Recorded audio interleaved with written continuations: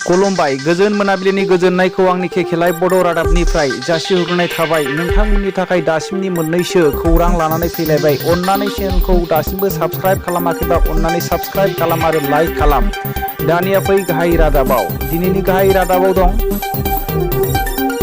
एनडिएफबिनि मुं लानानै सानै दुथां मानसिफ्रा रां दाबिदों। बङाइगाव जिल्लानि बिसोर सानैनि मुंखौहाय अभिजित सरकार 22 बोसोरनि आरो मिन्टु राय 22 बोसोरनि बङाइगाव जिल्लानि सालबारिनि सासे फोरोंगिरिनिफ्राय 22 लाख दाबिदोंमोन। उनाव 10 लाख रां हरबानो जासिगोन होननानै बुंदोंमोन। दा पुलिसफोरा एरेस्ट खालामनानै जेरा खालामगासिनो दङ। पुलिसनि फोरमायनाय बायदिब्ला बिसोरो मोनसेबो उदखारि हानजाजों लोब्बा गैया होननानै फोरमायदों। दा इनभेस्टिगेशनखौहाय खालामगासिनो दङ होननानै पुलिस बिफाननिफ्राय फोसावनानै होनाय जादों। मोनसे दुखुनांथाव खौरां। दिनै जुब जुब अखा हानायनि जाहोनावहाय आसाम गुवाहाटी नोगोरमायाव हा गिसिखानानै न'खरनि 4 सुबुङा थैनो गोनां जाबाय। बेजों लोगोसे गुवाहाटीयाव हान्था मेला खालामग्रा आरो फालांगि खालामग्राफ्रा गोबां उसुबिदायाव गोग्लैनो गोनां जादों। बोथोर गियाननि फोरमायनाय बायदिब्ला नर्थ इस्टआवनो 17 अक्ट'सिम थाद'नाय गैयै अखा हागोन होननानै भारतनि बोथोर गियानफ्रा फोसावनानै होदों। गरेस्वरनि समबायनि मावख'आव खामानि मावग्राफोरा माइरं फानखोमानायनि अजद मोननाय जादों।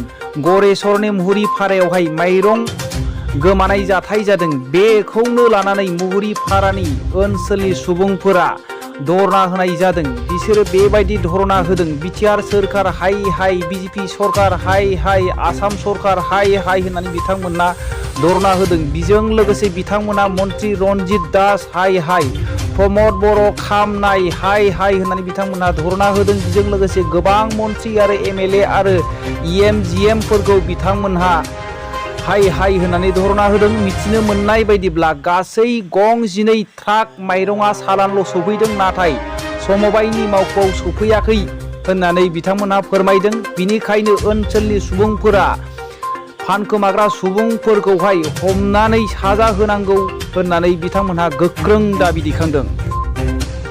भारतनि रैखाथि मन्त्रि राजनाथ सिंह बिथाङा भारतनि अग्निपार भर्ती योजनाखौ लन्च खालामनानै होबाय। बिथाङा बेबायदि बुंदों, बे डिपार्टमेन्टखौ 4 बोसोरनि थाखायल' खालामनाय जागोन आरो दानसेयावहाय 30,000 रां हिसाबै होनाय जागोन आरो रिटायार समावहाय 10 आरो 12 लाखसो रां होनाय जागोन होननानै बिथाङा फोरमायदों। आरो बिथांमोननि थांखि बायदिब्ला भारतनि रैखाथि हान्जाफोरखौ खम खालामनानै बे अग्निपार डिपार्टमेन्टखौ खालामनाय जादों होननानै बिथांमोना फोरमायदों। बेजों लोगोसे दिनै मोनाबिलिनि रादाबा एसेनोसै। रादाबखौ जोबनायसिम खोनासंनायनि थाखाय बयनिसिमबो रोजा रोजा साबायखर थाबाय। जै बर' हारिनि जै।